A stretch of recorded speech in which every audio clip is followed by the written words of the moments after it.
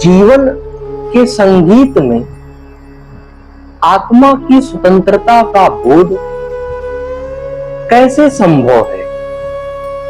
आखिर कैसे जीवन रूपी संगीत में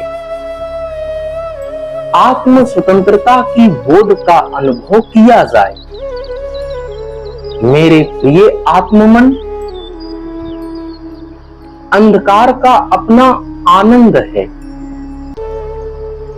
अंधकार का अपना अलौकिक महत्व है, लेकिन फिर भी मनुष्य प्रकाश की चाह में क्यों पड़ा हुआ है? जबकि प्रत्यक्ष प्रमाण है अंधकार संपूर्ण ब्रह्मांड का सृजन है। अंधकार में ही जीवन का सृजन होता है। मां के गर्भ से बीज के वृक्ष बनने तक ब्रह्मांड की उत्पत्ति का साक्ष्य अंधकार है। मां के गर्भ में शिशु 9 महीने तक अंधकार में सृजन करता है। बीज मिट्टी के नीचे अंधेरे में सड़ता है, गलता है, टूटता है, फूटता है। फिर भी मनुष्य प्रकाश की चाह में क्यों पड़ा हुआ है? प्रकाश के लिए मनुष्य इतना पीड़ित क्यों है? इतना परेशान क्यों है? यह शायद ही किसी ने सोचा हो कि प्रकाश के लिए मनुष्य के भीतर बैठा हुआ भय का प्रतीक है, डर का प्रतीक है। मनुष्य प्रकाश इसलिए चाहता है ताकि वह निर्भर हो सके, ताकि वह निर्भय हो सके। अंधकार में मन भयभीत हो जाता है, अंधेरे में मन डर जाता है। मनुष्य अंधेरे में सहम जाता है। प्रकाश की चाह कोई बहुत बड़ा गुण नहीं है, सिर्फ मनुष्य की अंतर आत्मा में छाए हुए भय का सबूत है, डर का प्रतीक है। क्योंकि भयभीत आदमी हमेशा प्रकाश चाहता है, भयभीत आदमी हमेशा उजाला चाहता है, और जो अभय है उसे अंधकार भी अंधकार नहीं रह जाता। उसे अंधेरे से कोई डर नहीं लगता। अंधकार की जो पीड़ा है, जो दर्द है, जो द्वंद है, वह सिर्फ भय और डर के कारण है। जिस दिन भय खत्म होगा, डर खत्म होगा, उस दिन स्वतः अंधकार की पीड़ा, द्वंद स्वतः खत्म हो जाएगा। और जिस दिन मनुष्य निर्भय हो जाएगा, उस दिन प्रकाश की यह चाह भी स्वतः विलीन हो जाएगी। और यह भी ध्यान रहे कि इस पृथ्वी पर बहुत से थोड़े यानी कुछ लोग हुए हैं जिन्होंने परमात्मा को अंधकार स्वरूप भी कहने की हिम्मत जुटा पाई, जिन्होंने अपने भीतर इतनी हिम्मत जुटाई, इतना साहस इकट्ठा किया कि उन्होंने परमात्मा को अंधकार स्वरूप कहा। जबकि अधिकांश लोगों ने तो परमात्मा को प्रकाश माना है। गॉड इज लाइट, परमात्मा प्रकाश है, ऐसा कहने वाले लोग बहुतायत मात्रा में मिले हैं। लेकिन हो सकता है ये वो लोग हो जिन्होंने परमात्मा को भय के कारण माना हुआ है। हो सकता है ये वो लोग हो जिन्होंने परमात्मा को डर के कारण माना हुआ है। जिन लोगों ने परमात्मा प्रकाश है ऐसी व्याख्या की है, ये जरूर भयभीत लोग होंगे, ये जरूर डरे हुए लोग होंगे जिन्होंने परमात्मा को प्रकाश उजाला कहा, प्रकाश और उजाले में परमात्मा की व्याख्याएं की। ये परमात्मा को प्रकाश के रूप में ही स्वीकार कर सकते हैं। जहां उजाला होगा, जहां प्रकाश होगा, वहीं ये परमात्मा की व्याख्या कर सकते हैं। जहां अंधेरा होगा, अंधकार होगा, वहां ये परमात्मा को परिभाषित नहीं कर सकते हैं। डरा हुआ आदमी अंधकार को स्वीकार नहीं कर सकता। जो आदमी भीतर से भयभीत हो तो कभी भी अंधकार में, अंधेरे में परमात्मा की स्वीकृति नहीं देगा।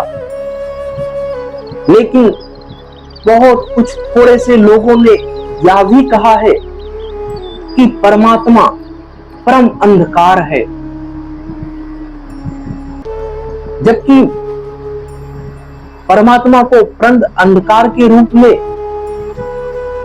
पाया जाता है, क्योंकि प्रकाश की सीमा है, अंधकार असीम है। तो जिन्होंने परमात्मा को परम अंधकार कहा वही सत्य लोग हैं। उन्होंने ही परमात्मा का दर्शन किया। और जिन लोगों ने परमात्मा को प्रकाश उजाला कहा वे डरे हुए भयभीत लोग हैं। उन्होंने कभी भी परमात्मा का दर्शन नहीं किया, क्योंकि प्रकाश की सीमा है जबकि अंधकार असीम है। अंधकार की कोई सीमा नहीं है। और जिसकी सीमा ना हो, जो असीम हो, वही परमात्मा हो सकता है। प्रकाश की कितनी ही कल्पना करो, उसकी सीमा मिल जाएगी, उसकी बाउंड्री दिख जाएगी। कैसा ही सोचे, कैसा ही तर्क विचार विमर्श करें, कितना ही दूर तक सोचे, लेकिन हमेशा पाएंगे कि प्रकाश सीमित है। अगर दूसरी तरफ अंधकार की सोचें, अंधकार कहां सीमित है? अंधकार की सीमा को कल्पना करना भी मुश्किल है। अंधकार की कोई सीमा नहीं, अंधकार असीम है। इसलिए भी कि प्रकाश एक उत्तेजना है, एक तनाव है, अंधकार एक गहन शांति है, विश्राम है। लेकिन क्योंकि यह सब भयभीत लोग हैं, डरे हुए लोग हैं, जीवन को प्रकाश कहते हैं और मृत्यु को अंधकार कहते हैं। जबकि अंधकार में ही नींद आती है, कभी भी प्रकाश में, उजाले में नींद गहरी वाली नहीं आती। जब अंधेरा होगा, जितना गहन अंधेरा होगा उतनी अच्छी आरामदायक नींद आती है, उतने मधुर सपने नींद में आते हैं। उजाला, प्रकाश तो अंधकार का प्रतिबिंब है। जहां प्रकाश की किरण पहुंची वहां अंधकार खत्म होता है, और जैसे ही प्रकाश की किरण, उजाला हटता है, स्वतः अंधेरा छा जाता है। सच तो यह है कि जीवन एक तनाव है और मृत्यु एक गहन विश्राम। दिन एक बेचैनी है, रात एक विराम है। जो भाग दौड़ है अनंत अनंत जन्मों की, उसे अगर कोई प्रकाश कहे तो ठीक भी है, लेकिन जो परम मोक्ष है वह तो अंधकार ही रहेगा। या शायद आपने सोचा भी ना हो। प्रकाश की किरण आंख पर पड़ती है तो तनाव होता है, परेशानी होती है। रात आप सोना चाहें तो प्रकाश में आप नहीं सो सकते। प्रकाश में विश्राम करना मुश्किल है। अंधकार परम शांति में, गहन शांति में ले जाता है, लेकिन जरा सा अंधकार और मनुष्य बेचैन और परेशान हो जाता है। जरा सा अंधकार और मनुष्य मुश्किल में कि क्या होगा क्या ना होगा। अंधकार से जो इतने परेशान, भयभीत, डरे हुए हैं, ध्यान रहे हुए शांत होने से भी इतने ही डरेंगे, इतने ही भयभीत होंगे। अंधकार से जो इतना डरा है, इतना भयभीत है, ध्यान रहे वह समाधि में भी जाने से भी इतना ही डरेगा, इतना ही भयभीत रहेगा, क्योंकि समाधि तो इस अंधकार से भी परम शांति है। मनुष्य मरने से इसलिए डरता है। मृत्यु का डर क्या है? मृत्यु ने कब किसका क्या बिगाड़ा है? अब तक तो नहीं सुना कि मृत्यु ने किसी का कुछ बिगाड़ा हो, मृत्यु ने किसी का कुछ छीना हो, किसी को नुकसान पहुंचाया हो। जीवन में तो बहुत कुछ बिगाड़ा होगा, मृत्यु ने नहीं सुना किसी का कुछ बिगाड़ा। मृत्यु ने किसको तकलीफ दी है? जीवन तो बहुत तकलीफें देता है, बहुत दुख देता है। जिंदगी है क्या? एक लंबी तकलीफों की कतार। मृत्यु ने कब किसको सताया है और कब किसको परेशान किया, कब किसको दुख दिया।